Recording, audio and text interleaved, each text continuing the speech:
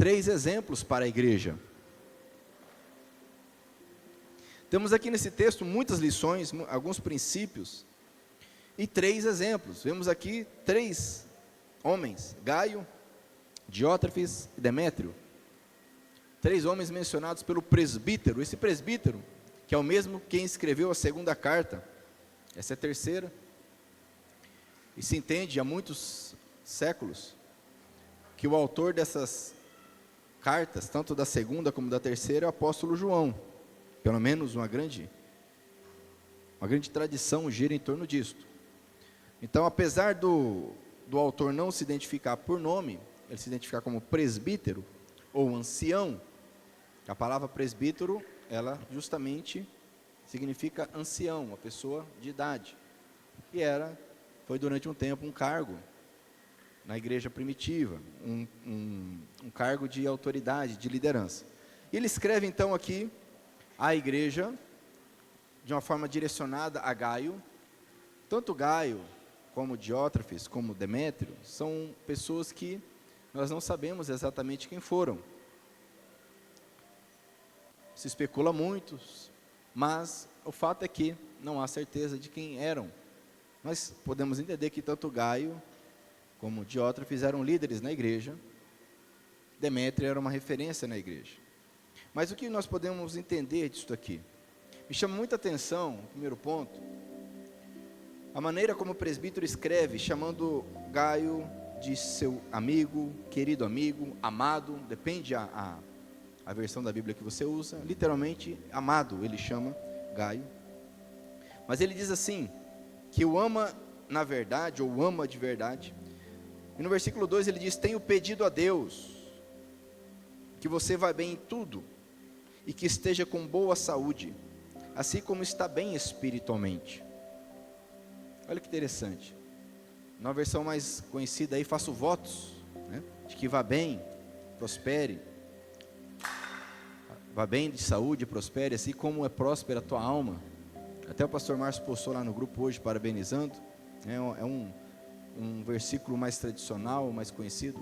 Mas o fato é que o presbítero, ele orava, ele pedia a Deus para que Gaio, olha que interessante isso, diz o texto: vá bem, prospere em tudo, e que esteja com boa saúde. Diga comigo, saúde. Assim como vai bem, assim como está bem espiritualmente. Gaio era uma referência. Dos 3 exemplos que vamos citar, ele é o primeiro exemplo para a igreja, e já veremos por quê. Mas me chama a atenção aqui um ponto interessante. Diga comigo assim: equilíbrio. Equilíbrio. O desejo do presbítero era que houvesse na vida de Gaio equilíbrio, de tal forma que na sua vida ele prosperasse em todas as áreas, ou seja, na família dele, no trabalho dele, no ministério dele, nos estudos dele, enfim, em tudo. Que ele tivesse também saúde, assim como ele ia bem espiritualmente. E por que é importante entendermos isso? Porque nós somos dados, nós temos a tendência de sempre estar em desequilíbrio. Sem Deus não há como estarmos em equilíbrio. E nós sabemos que o homem, o ser humano, ele é formado pelo corpo físico, pela alma e o espírito. E nós temos a tendência de cuidar de um ou de outro, e não de todos. Mas veja bem, da forma como Gaio era maduro espiritualmente, uma referência para a igreja, também era necessário que as suas emoções, porque não adianta nada ser um homem ou mulher de oração, de jejum, ter comunhão com Deus, mas ter as emoções bagunçadas, porque Deus veio para libertar e salvar e curar completamente o ser humano. Da mesma forma que não adianta também não cuidar da nossa saúde física,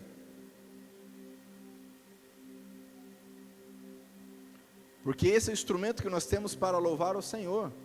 Nós levantamos as mãos, nós falamos, nós caminhamos, nós nos colocamos em pé, nós nos ajoelhamos. É bem verdade que existem enfermidades, situações que fogem da nossa do nosso controle, mas é triste ver alguém que, por exemplo, não pode se ajoelhar para orar a Deus, não porque tem alguma enfermidade, mas porque não se cuida, não há um equilíbrio na sua saúde. Quem está entendendo? O desejo do presbítero era uma vida equilibrada para Gaio. Por quê? Quantos homens e mulheres de Deus são limitados em fazer a obra, não porque não são de oração, ou por não conhecer a palavra, mas por limitações, tanto emocionais, não suportam uma pressão, o estresse, como Paulo suportava, como Daniel suportou, ou seu físico não está sendo bem cuidado. Hoje, domingo de Páscoa, eu acredito que infelizmente, ou felizmente, eu não sei, mas eu penso que infelizmente, é um domingo onde muitas pessoas exageram, extrapolam na comelança e no tal do chocolate, de tal forma que vivemos em desequilíbrio. Mas o desejo do Senhor é que você prospere, que eu prospere, e que vá bem a tua saúde, a minha saúde, amém? Da mesma forma como é próspera a nossa alma, o nosso espírito, em nome de Jesus. Mas continuando o texto, vamos perceber que Gaio era uma referência, é um exemplo para nós como igreja. Ele é um exemplo de serviço, de amor, de obediência e de investimento na propagação do Evangelho. Olha o que o presbítero escreve para ele.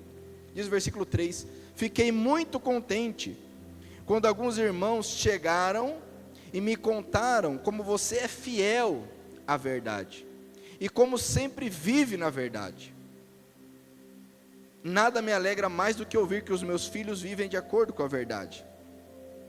Havia um bom testemunho da parte de pessoas que viajavam, que chegaram até o presbítero falando: olha lá, Gaio, e dá a entender o texto que ele era um discípulo, alguém que foi evangelizado, trabalhado pelo presbítero, porque ele chama de filho. O Gaio é uma bênção, o Gaio é fiel, o Gaio é ponta firme, dá para confiar no Gaio. O Gaio é um homem que trabalha fielmente. E como eu disse, não dá para saber quem realmente foi Gaio. Gaio era o nome, se não o mais comum, um dos mais comuns no Império Romano. Seria como um José, um João, um Antônio hoje, extremamente comum. Mas era um homem que tinha uma identidade em Deus e dava um bom testemunho. Ele diz aqui no texto: meu querido amigo, versículo 5, você tem sido fiel naquilo que faz pelos irmãos. Olha só, ele fazia por quem? Por quem ele fazia? E não só os irmãos, diz assim, ó, mesmo quando são estrangeiros. Ou seja, ele não vivia nas panelinhas, ele fazia o bem aos irmãos, mesmo sendo estrangeiros.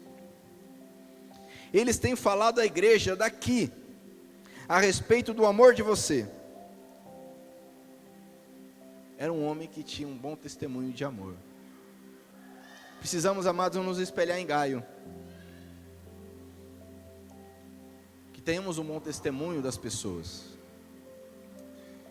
Que as pessoas levem lá para fora um testemunho de que Deus opera através de nossas vidas.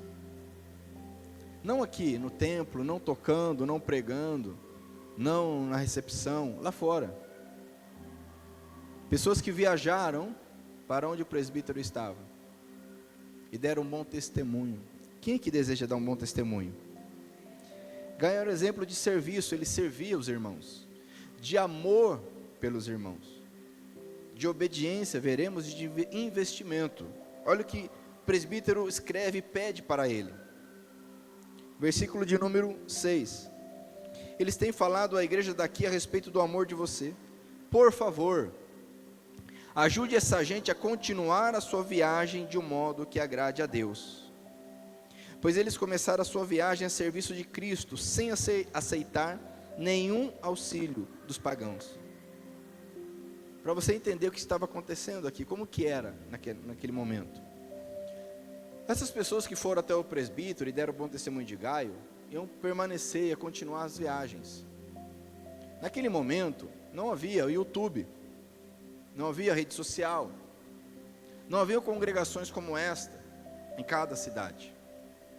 O Evangelho estava sendo difundido, era o início. E como que o Evangelho chegava nos locais? Através de viajantes, homens e mulheres que aceitavam o chamado para sair do seu conforto, do seu bem-estar, e levar o Evangelho, ouvindo o chamado de Cristo, o ide do Senhor, ide, portanto, e fazei discípulos. Então, esses homens, eles iam de cidade em cidade, de vila em vila, pregando o Evangelho. E por conta desta realidade, que não se aplica a nós hoje, dessa forma literal, hoje já não existe esse contexto. Você tem locais, pelo menos aqui, Mato Grosso do Sul, Brasil, Américas, nós temos locais onde podemos buscar o Evangelho, temos as redes sociais, podemos inclusive evangelizar dessa forma. Há pessoas em nosso meio que chegaram até nós aqui porque assistiram um culto pelo YouTube. Ok? Mas naquele contexto, era necessário que a igreja, os cristãos, dessem apoio, servissem essas pessoas. Então, conforme a pessoa chegava na cidade, e diz o texto, olha que interessante aqui no versículo de número 7, pois eles começaram a sua viagem a serviço de Cristo, sem aceitar nenhum auxílio dos pagãos. Então eles chegavam numa cidade, e a ordem de Jesus, lá em Marcos e nos demais evangelhos vocês vão e não vão levar sacola, não vão levar carteira, vocês vão de 2 em 2 e vão pela fé. E quando eles chegavam, eles não iam atrás do prefeito, do governador, do vereador, coisas que muitas vezes a igreja faz de forma errada, fica mendigando as coisas. E esse é um ano eleitoral, um ano de eleições municipais, infelizmente, né? Muitos já têm esse hábito péssimo, de ficar mendigando coisa para candidato, para político.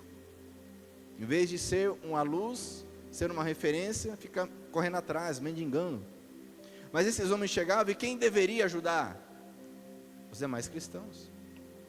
Com oração, com hospedagem, com alimentação.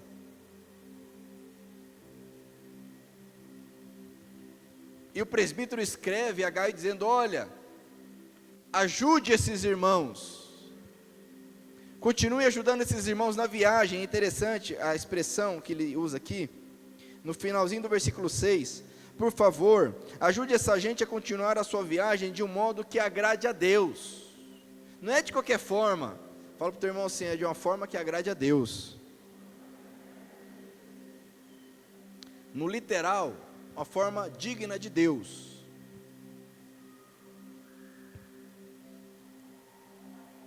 Isso era tão comum, que havia um manual, no primeiro século, um manual eclesiástico, chamado Didaquê, que ele instruía, porque também havia os abusos, né?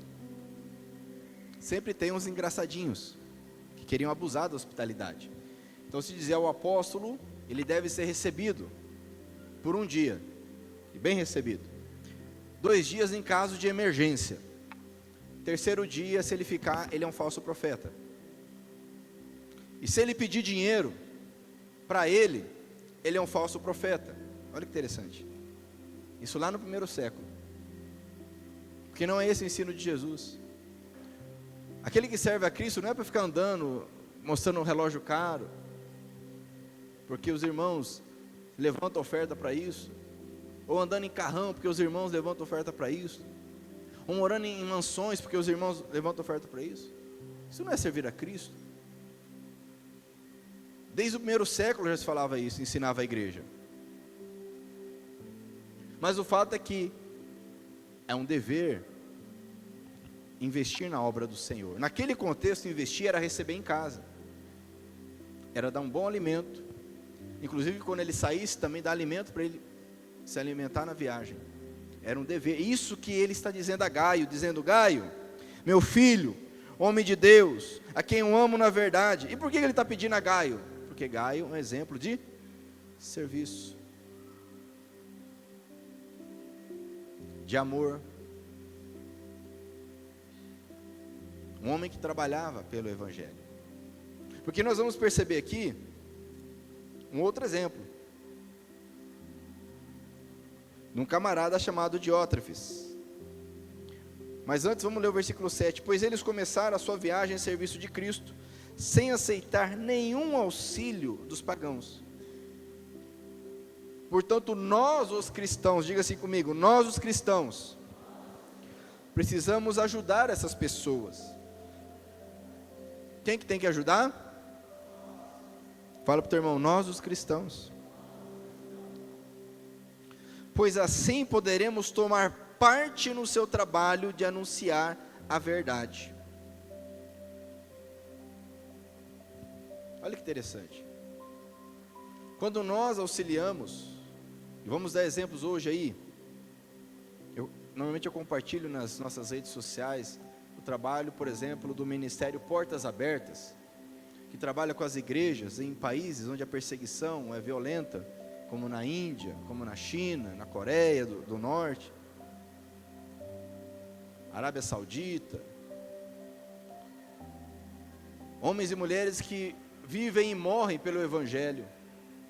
E nós devemos ajudá-los em oração, devemos ajudá-los com contribuições, devemos ajudá-los orando para que Deus levante homens e mulheres que façam e continuem esse trabalho. É só um exemplo de organização. Mas muitas vezes nós cristãos ficamos aqui, nós fazemos um risco aqui em volta de nós, né, um círculozinho, uma bolinha, e ficamos aqui cuidando dos nossos problemas, das nossas dificuldades, das nossas necessidades. Esquecemos de ajudar a igreja do Senhor na face da terra.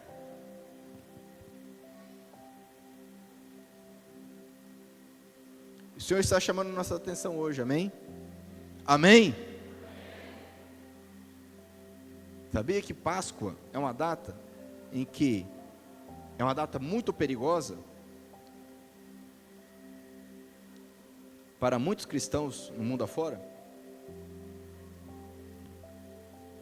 É uma data, assim como o Natal, uma data que existem muitos atentados, igrejas são explodidas, são invadidas. É só pesquisar, vai lá no portal, vai lá na Portas Abertas. Muitas vezes a gente nem sabe disso. Na verdade, a gente nem comemora a Páscoa como deveria. Estamos preocupados com o chocolate. Ele está escrevendo: Gaio, receba esses de forma digna de Deus, de forma que agrade a Deus, para que eles continuem a viagem, pois eles começaram a viagem a serviço de Cristo, sem receber auxílio dos pagãos, porque não cabe ao mundo ajudar a igreja, não é papel do mundo ajudar a igreja é a luz, a igreja tem a graça e o poder e a paz de Deus, a igreja tem que ajudar, levar a luz ao mundo e não o contrário, amém? Sim ou não? Mas a coisa é tão bagunçada hoje que a igreja fica correndo atrás de esmola.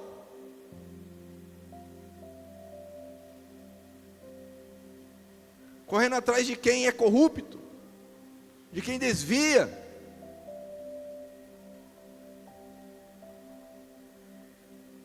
Cabe a nós ajudarmos o povo de Deus na face da terra. Gaio é um exemplo disto.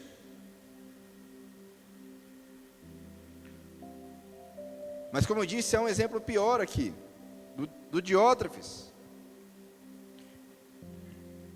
Os cristãos, grave isso, meu irmão, um princípio que podemos tirar daqui é que os cristãos, nós somos cristãos, devemos financiar empreendimentos que o mundo não patrocinaria. Cabe a nós financiar empreendimentos. Empreendimento não é fazer templo bonito. Há pessoas que se perdem no propósito e ficam presas fazendo templo bonito. É interessante porque Deus, ele fala a Salomão, quando Salomão consagra o templo, né? E Deus fala que aceitou ali aquele local, aceitou, consagrou aquele local. Mas Deus, ele lembra a Salomão o seguinte: olha, quando o povo de Israel saiu do Egito, eu não escolhi nenhuma cidade para fazer um templo para mim, mas eu escolhi Davi,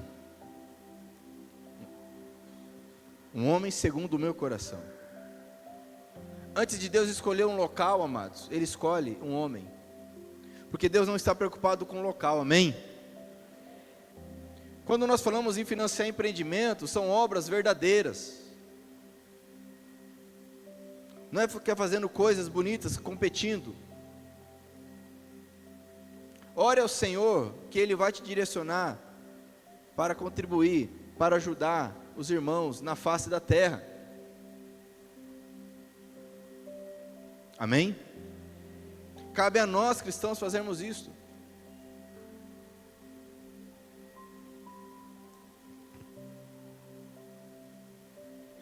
Quando o evangelho é levado, não é só aquele que está evangelizando lá na Índia, na China, no México, na Colômbia, na Venezuela, que está evangelizando, aquele que está orando por ele também, aquele que está ofertando por ele também, aquele que está divulgando o trabalho também, porque a igreja é um corpo. Mas vamos ver um mau exemplo aqui. O presbítero continua agora para o segundo exemplo. Eu escrevi uma pequena carta à igreja, mas Diótrefes, que deseja ser o líder, não quer dar atenção ao que eu disse. Portanto, quando eu chegar aí, vou chamar a atenção dele a respeito de tudo que ele tem feito, as coisas horríveis que diz de nós, e as mentiras que conta. Porém, ele não fica satisfeito só em fazer isso, pois quando os irmãos chegam aí, ele não os recebe. E se alguma pessoa quer recebê-los, ele não deixa e até expulsa da igreja. Era o próprio Satanás dentro da igreja. Olha que mau exemplo. Um homem que desejava ser o líder. Agora eu te pergunto, no nosso contexto, igreja, quanto que você já viu de pessoas que se perderam porque querem ser o líder? Ou como diz o texto de uma forma mais clássica, ele deseja ter a primazia dentre os demais. Ele não aceitava uma ordem do presbítero, diferente de Gaio, que era um servo. Diótrefes, ele se perdeu querendo ser o líder, o centro, a atenção. Ele confundia como muitos, porque a Bíblia diz lá em Mateus 28, ide portanto, fazeis discípulos, ensinando e batizando em nome do Pai, do Filho e do Espírito Santo. E muitos fazem discípulos, mas não de Cristo, de si mesmo. Uma característica clara de seita, uma característica clara de que algo está errado é quando as pessoas começam a seguir pessoas. Logicamente nós temos referências, logicamente nós temos pessoas que coordenam, mas somos discípulos de Cristo Jesus. Amém? Tanto é que aqui nós temos o discipulado, que é feito de forma individual, mas nós deixamos muito claro isso. Não existe, eu sou discípulo do fulano, então vá se converter. Você é discípulo de Cristo. Eu sou discípula da fulana, então vá se converter. Discípulo é de Cristo. Convém que ele cresça e eu diminua, disse João Batista, sim ou não? Diótrefes chegou ao ponto de sumir com a carta que o presbítero escreveu. Chegou a carta para ele, ele não deixou a carta chegar na igreja. Ele não recebia os irmãos, ou seja, o evangelho parava nele. Porque como vocês já sabem, naquele contexto, chegava a informação, chegava o evangelho através dos irmãos que vinham. Chegava lá e falava, não, aqui não. Eu sou o líder. Cuidado, meu irmão. Cuidado, minha irmã. Porque a vaidade tem cegado a muitos. Esse amor próprio distorcido tem cegado e matado a muitos. E pior, como se diz até aquele ditado, né? Não come, ainda joga areia no outro, né? Para o outro não comer. Ele não recebia, e se alguém quisesse receber, ele expulsava da igreja. Já viu pessoa assim que acha que é dono da igreja? Quem já viu pessoa assim que acha que é dono da igreja? Quem que é o dono da igreja? Quem que é o dono da igreja? Jesus.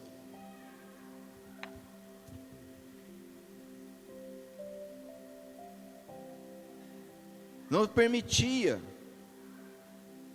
um exemplo de egoísmo, narcisismo, um exemplo de facção, um exemplo de rebeldia.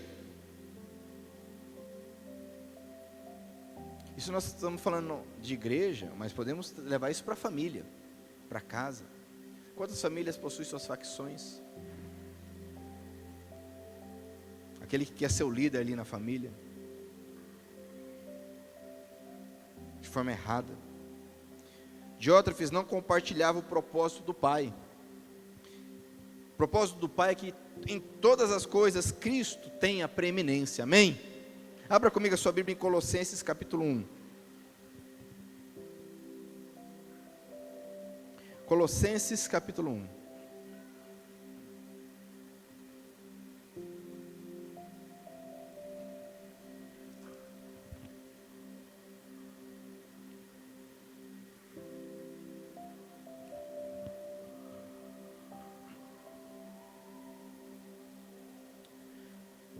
Capítulo 1, versículo de número 18.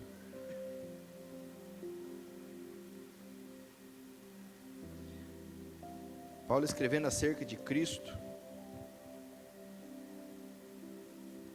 começa no versículo 15 dizendo que Ele é o primeiro filho, a revelação visível do Deus invisível. Ele é superior a todas as coisas criadas. Mas olha o versículo 18. Ele, Jesus, é a cabeça do corpo, que é a igreja. E é Ele quem dá vida ao corpo. É Cristo quem dá vida à igreja. Ele é o primeiro filho que foi ressuscitado, para que somente Ele tivesse o primeiro lugar. Diga comigo, primeiro lugar em tudo. Diga assim, somente Jesus deve ter o primeiro lugar em tudo. Diótrefes queria ser o líder. Ele queria a primazia para ele. Você já pensou um negócio desse? Chegar a carta lá, eu falar, não, aqui não. Aqui vocês não vão. Aqui quem manda sou eu. Mas no nosso coração muitas vezes é assim. No nosso coração às vezes nós agimos assim. Chega a palavra para nós, não é desse jeito não. Aqui é diferente. Talvez a gente não fale, mas a gente pensa. A gente age. Que o nosso coração amado seja como o de Gaio, não como deste homem, Diótrefes. É interessante porque alguns vão dizer que como Gaio era um nome muito comum, muito simples, por sua vez o nome Diótrefes já era um nome mais pomposo naquele contexto. Que talvez ele fosse de alguma família mais abastada. Mas é especulação, tentando explicar de alguma forma. O fato é que o orgulho não tem a ver com dinheiro, com posses. Há pessoas com muitas posses que são verdadeiramente humildes. Assim como humildade não tem a ver com falta de dinheiro. Há pessoas que não têm onde cair morto, mas não tem humildade alguma. Mas nós sempre queremos julgar pelas aparências. Infelizmente, se o próprio profeta Samuel, quando foi ungir o rei escolhido por Deus, quando viu lá o irmão de Davi, alto, bonito, forte, falou, esse aí tem cara de rei, esse vai ser rei, esse aí que eu vou ungir. Aí Deus chama a atenção de Samuel, fala, Samuel, você está errado, você está julgando pela aparência, eu vejo é o coração. Amém? Fala para o teu irmão, não julgue pela aparência, Julgar pela aparência, amados, é algo natural, nós precisamos fugir disso em Cristo Jesus. Há pessoas que são presas pelo julgamento, pelas aparências. Há pessoas que veem alguém e já julgam. Ah, está olhando de cara feia para mim. Às vezes a pessoa é feia mesmo, fazer o quê? E já julga a pessoa. Além de feia, agora está sendo julgada injustamente, né? Quantas pessoas já ouviram falar, não, ó, aquela igreja lá é igreja de rico. Quem já viu isso aí? Mas rico de uma forma pejorativa, né? Como se fosse um povo metido à besta, né? Julga pela aparência. São limitações que o mundo coloca sobre nós. Lógico que o nosso interior, ele deve manter uma coerência com o exterior, lógico, né? Se o meu interior está em Cristo, está com Deus, isso vai de alguma forma manifestar o exterior. Não tem como ser uma coisa ser água, outra coisa ser vinagre. Uma coisa é água, outra coisa é óleo. Tem que ser compatível. Agora, eu tenho que tomar cuidado para não ser enganado pelo exterior. Por isso que Jesus diz, você conhece a árvore pelos frutos que ela produz, não pelas folhas. Amém? Quem está entendendo? Abra comigo a sua Bíblia, 1 Coríntios capítulo 1.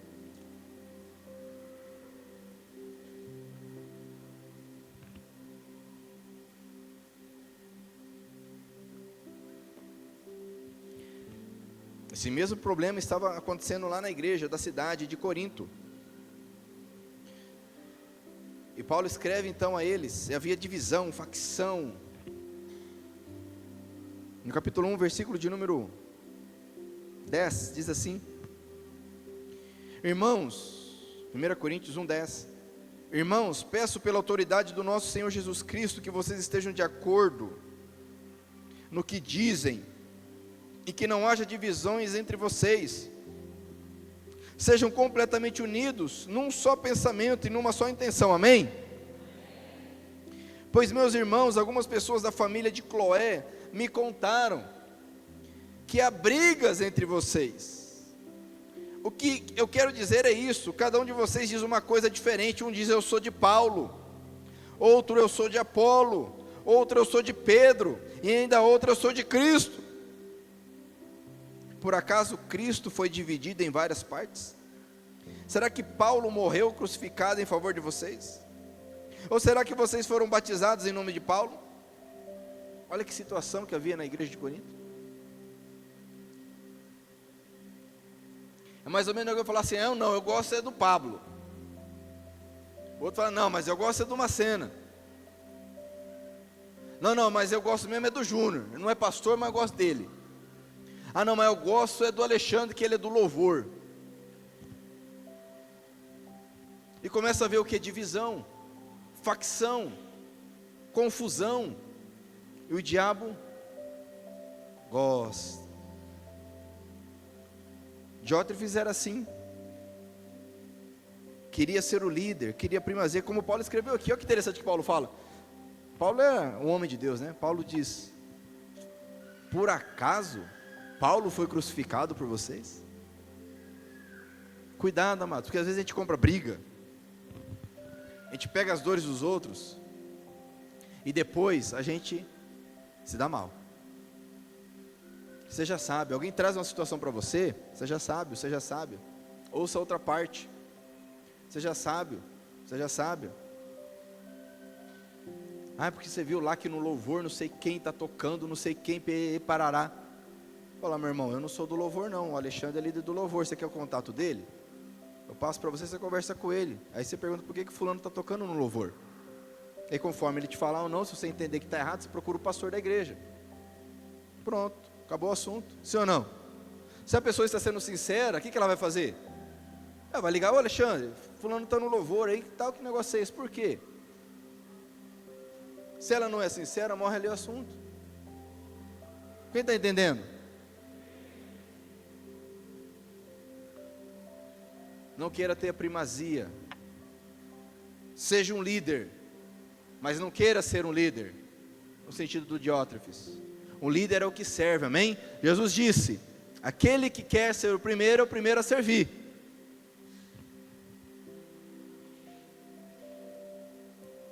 A vaidade pessoal, amados, está na raiz da maioria das divisões em toda a igreja local hoje. Vaidade. Fala assim comigo, Senhor, me livre da vaidade. Provérbios nos ensina, né? Um homem, uma pessoa é testada pelos elogios que recebe. Cuidado quando começa a te elogiar muito. Nossa, fulano, você é uma bênção. Nossa, mas você ora e Deus ouve mesmo. Olha, fulano, você quando prega, meu Deus, né? O céu abre. Olha, meu irmão, você quando está ministrando. Cuidado, cuidado. Nós somos testados pelos elogios que recebemos. Porque esse que está te elogiando, muitas vezes é aquele que depois vai te derrubar. Cuidado. É ótimo receber elogios, mas cuidado.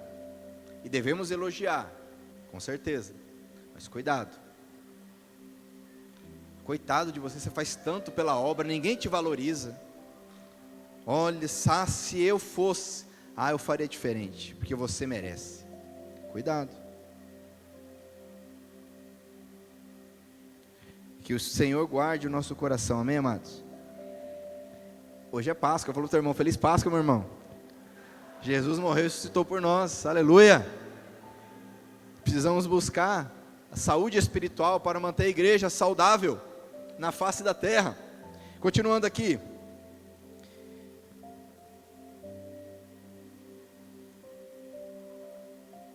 Diz que ele vai chegar lá e vai conversar pessoalmente com Demétrio. Sabe, amados, que esse é o princípio bíblico.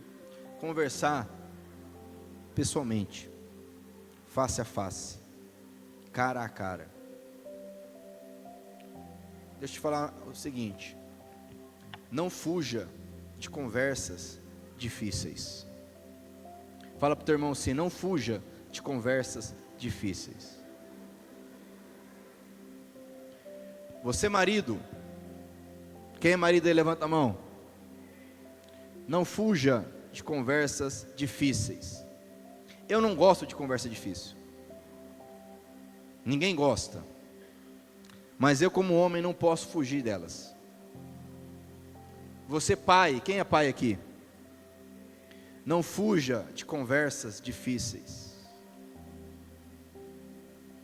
Quem está entendendo aí? Você cristão, quem é cristão aqui? Não fuja de conversas difíceis. O presbítero diz, eu vou aí pessoalmente, e vou conversar com ele sobre isto. O que ele está fazendo não está certo, ele está mentindo, ele está enganando, está impedindo a obra do Senhor. E muitas vezes nós vemos e não falamos para quem deve ouvir.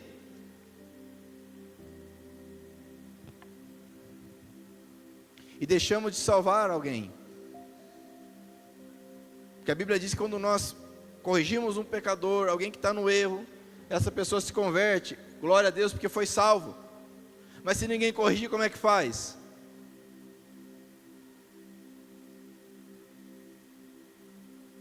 Graças a Deus porque um dia eu fui corrigido. Graças a Deus porque um dia você foi corrigido, sim ou não?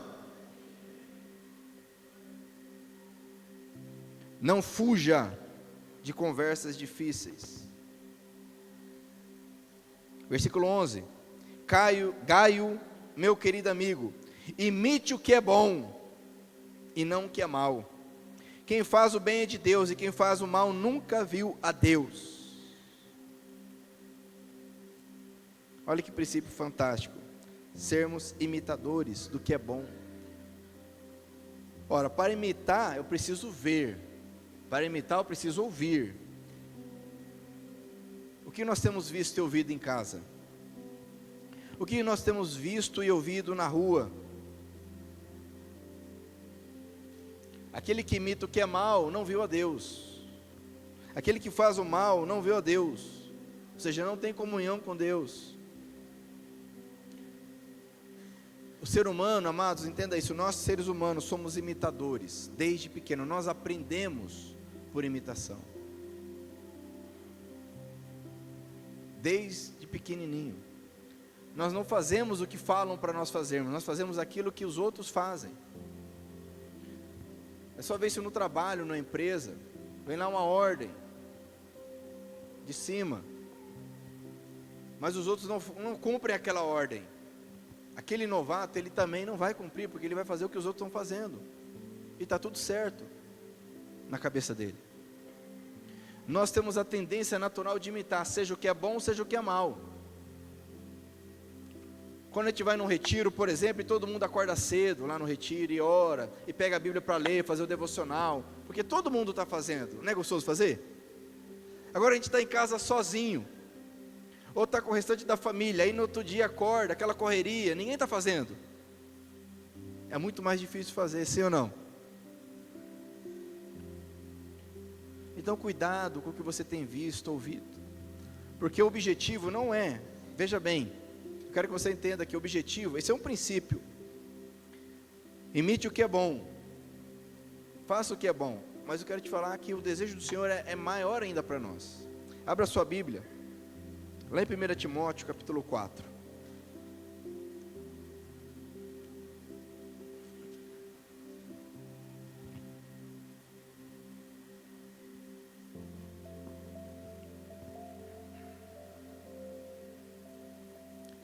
Paulo está escrevendo a Timóteo aqui, seu discípulo, aquele que ficaria à frente da igreja logo após que Paulo morreu, logo em seguida aqui.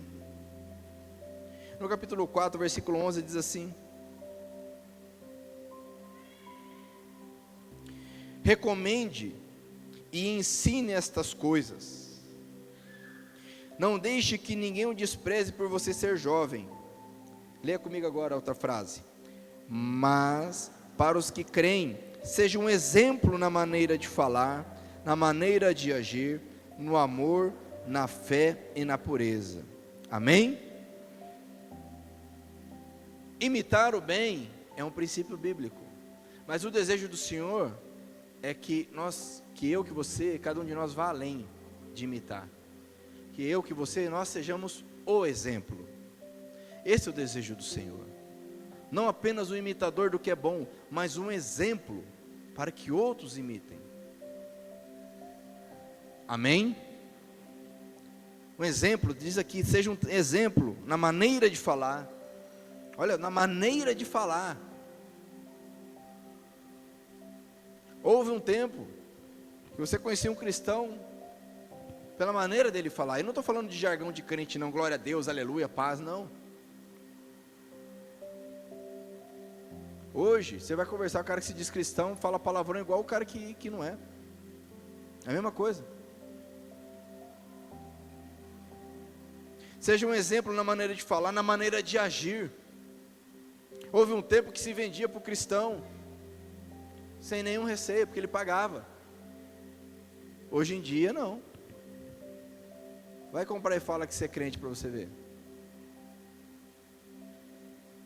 Não é porque a igreja está sendo perseguida, não. É por mau exemplo, mau testemunho dos sem vergonha aí que não pagaram o que tinha que pagar. No amor, na fé e na pureza.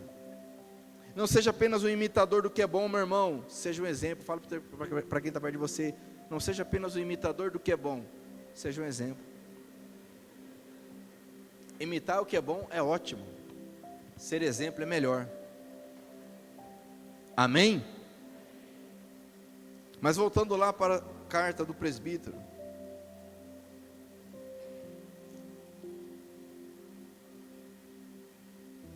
Versículo 12.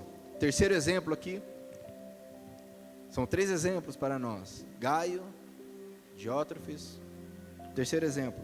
Todos falam bem de Demétrio. E a própria verdade fala bem dele. Nós também falamos bem a respeito dele. E você sabe que o que dizemos é verdade. É interessante, amados. Um versículo. E mais nada.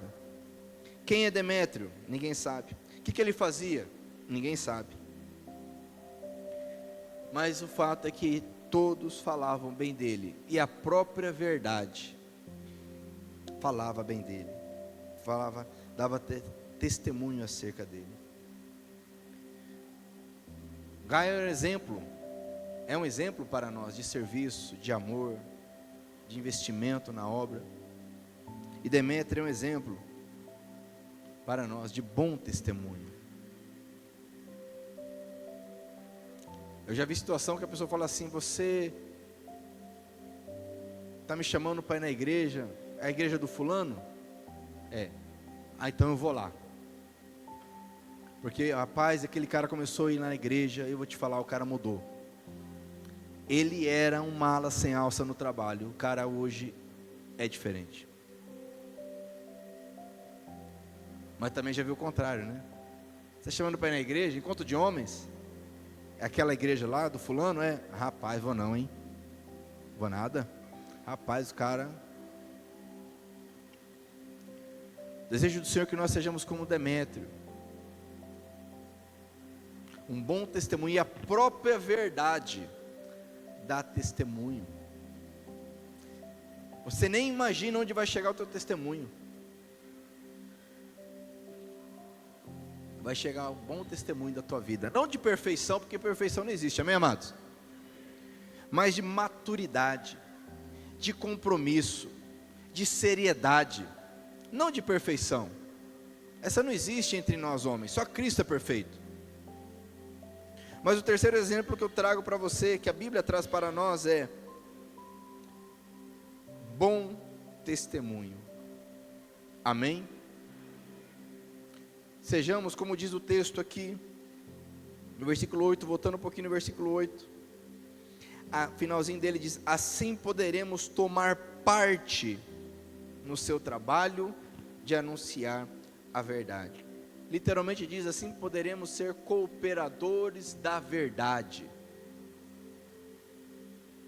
Cooperar, ser um associado, gerar sinergia. Quem já ouviu falar em sinergia aqui? Palavra da moda, mas de nova não tem nada, porque a palavra grega traduzida aqui por cooperador é sinergia, sinergos, na verdade.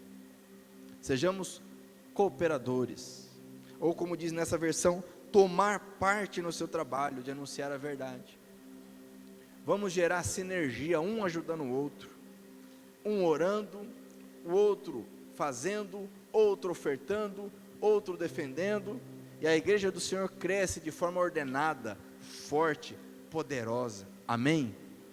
Glória a Deus. Desde um áudio lá do YouTube que não tem chiado, o irmão assiste lá na casa dele, porque alguém mandou, lá no grupo da família, alguém mandou, o cara assistiu, e ele começa a vir na igreja.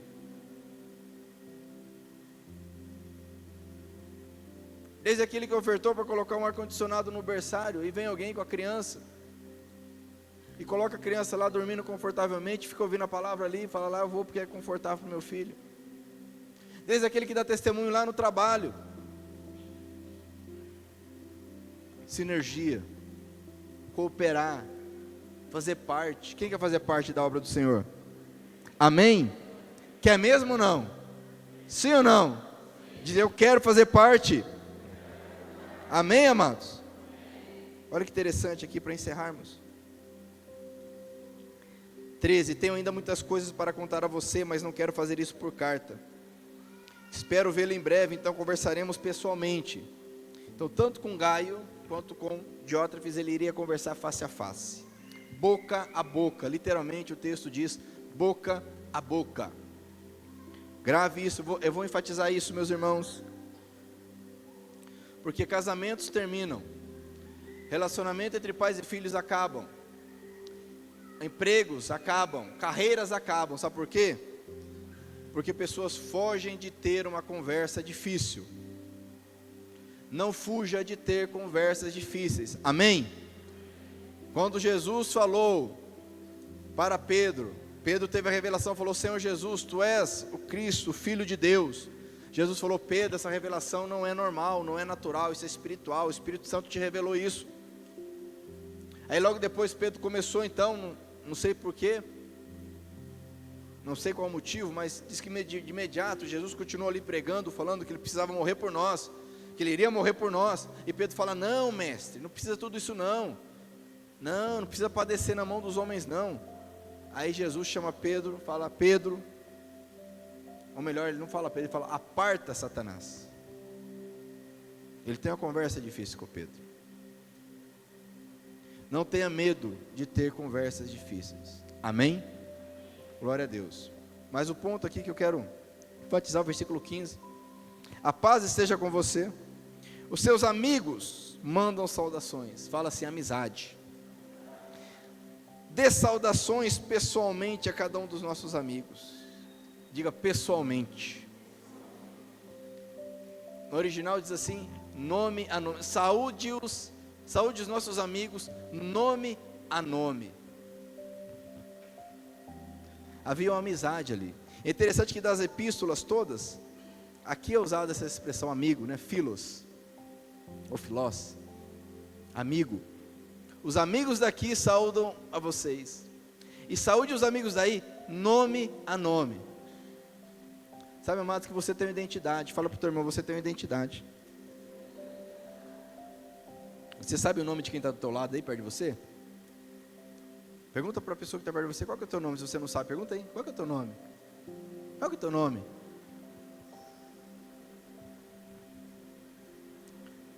Olha o que o presbítero escreve: saúde. Mas se isso naquela época era importante, será que hoje é? A gente entra num lugar como esse, sai bem, glória a Deus, mas sai e entra. Não sabe o nome de quem sentou do nosso lado, não dá um oi, não fala. Se o pastor não é chato, fica falando: fala isso para o teu irmão, fala isso para o teu irmão. A gente não fala nada, do jeito que entra, sai. Sim ou não? Eu falo isso por mim. Ele está falando: saúde os irmãos, nome por nome: o Luiz Alberto, o Newton, Miguel, Jeanzinho, Alexandre, Marcelo. Vai saudando os irmãos. É tão interessante que, por exemplo, Paulo lá em Romanos, capítulo 16, que é o último capítulo, ele saúda tantas pessoas ali. Eu preguei sobre esses dias. Tantos nomes, homens e mulheres, ele vai saudando: saúde fulano, saúde fulano, saúde fulano, saúde fulano. E olha que tinta era caro naquela época, pergaminho para escrever era caro. Ele passa um tempão ali escrevendo: saúda fulano, ciclano, beltrano, a fulano, irmã de ciclano, são uma bênção, ajuda lá fulano. Muitas vezes a gente não sabe o nome. Te dou um desafio: sai daqui hoje, procura umas 3 pessoas depois do culto que você não sabe o nome. Fala: prazer, sou fulano, qual é o seu nome? Sabe, amados, que o desejo do Senhor por nós, para a igreja, é de um povo unido. Amém? Os cristãos não devem perder a sua identidade e importância individual no grupo. Satanás quer isso, que a gente perca a nossa importância individual, que eu seja mais um na multidão. Eu vou lá naquela igreja gigante, bonita, eu vou lá, sento, ouço, sou abençoado e volto para casa. Não converso com ninguém, não confesso nada para ninguém, não oro por ninguém. Às vezes você está passando uma luta na área matrimonial, e tem pessoas na igreja maduras, que você pode conversar, que já passaram pelo mesmo. Você está passando por uma luta no seu trabalho, com seu filho, com sua filha, e pode pedir ajuda para alguém, pode ouvir o testemunho de alguém, que passou pelo mesmo, ou por coisa pior. Mas a gente vive no nosso mundinho. Ele escreve: saúda nome por nome, saúde pessoalmente. Amém? Quem está entendendo? Este é um grande desafio. A pessoa chegarmos nesse ponto aqui, e por isso, graças a Deus, nós temos instrumentos, ferramentas, como os cursos. São grupos pequenos, curso de casais, por exemplo, 5 casais, 6 casais. Os cursos para homens, para mulheres, que são no máximo de 10 pessoas. Curso de finanças, curso de educação de filhos. Grupos pequenos, você faz, você conhece ali, você passa 12, 13 semanas com aquele grupo. Aí no outro semestre você faz outro curso com outro grupo, e você vai conhecendo, e vai vendo: cara, aquele camarada lá não é tão chato assim como parece, né? Aquela mulher lá não é tão metida como parece, porque a gente é assim, a gente julga, né? Nossa, aquela mulher lá é metida, por quê? Ah, olha a cara dela. Gente, é assim ou não é? Ah, aquele cara lá se acha. Amados, o que eu já ouvi de gente falar que eu me acho é um negócio impressionante. Você já pensou que eu me acho? Quem aqui já pensou? Pode levantar a mão, confessa o pecado, isso aí, amém? Amém. Nossa, ele se acha. Amados seus pecadores. Mas a gente é assim, amado, a gente não conhece. Aí fala, nossa, aquele cara lá é tão legal, tão humilde, vai conhecer de verdade. Fala, nossa, misericórdia, vou orar por ele. A gente é assim. É porque é branco, é porque é negro, é porque veste assim, veste assado, porque anda de tal carro, ou anda a pé, ou anda de bicicleta, ou anda de moto. Ou porque é jovem, ou porque é velho. Ou porque tem filho, ou porque não tem filho. Ou porque é magro, ou porque é gordo. E a gente julga. E não conhece nome por nome. Esse é um grande desafio para nós, igreja. Quem está entendendo, diga amém. Eu quero orar contigo, amados. Hoje é Páscoa, é um dia especial.